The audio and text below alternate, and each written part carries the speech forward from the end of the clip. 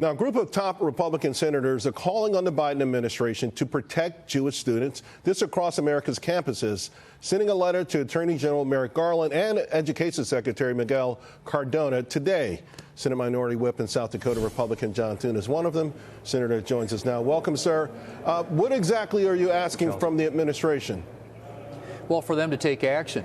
This is, you can't make this stuff up, Charles. What's happening on these college campuses obviously has been fomenting for a long time. This is decades in the making, but these are violations of federal law. You can't have this kind of rioting and violent acts against or harassment or discrimination against Jewish groups on these campuses. You can't have school officials who aren't protecting these students.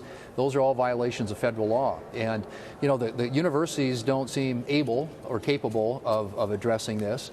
And so we're asking the Biden administration, the Department of Education, to take action, and the Justice Department to take action. And one thing they could do, the Department of Education could do very quickly, is, you know, take away funds from schools that aren't following the law. Senator, I read also where your colleague Senator Cotton mentioned the Insurrection Act. Is that something that's applicable here? Well, I think that any of these federal statutes, and I believe it is, and by the way, I give Tom Cotton a lot of credit for initiating this, because clearly something had to be done. These universities, as I said, are incapable of addressing what is a crisis on their campuses, and something that continues to just escalate and get further and further out of control. The universities need to be allowing the NYPD in there, the National Guard, just getting control of these campuses. And if you've got people there who are violating laws, they ought to be charged that way. And if you've got students who are here, foreigners who are here on visas, those visas ought to be taken away and they ought to be deported. I mean, there just isn't any room for this kind of behavior.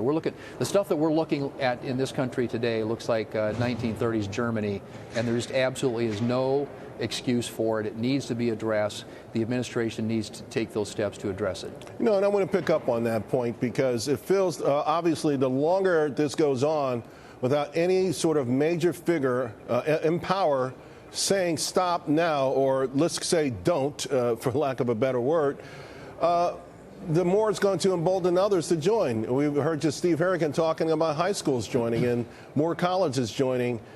But it feels like President Biden's just twisting himself up into a political knot here on who to side with. And now it feels like both sides, all sides of the argument, or this crisis rather, feel left out.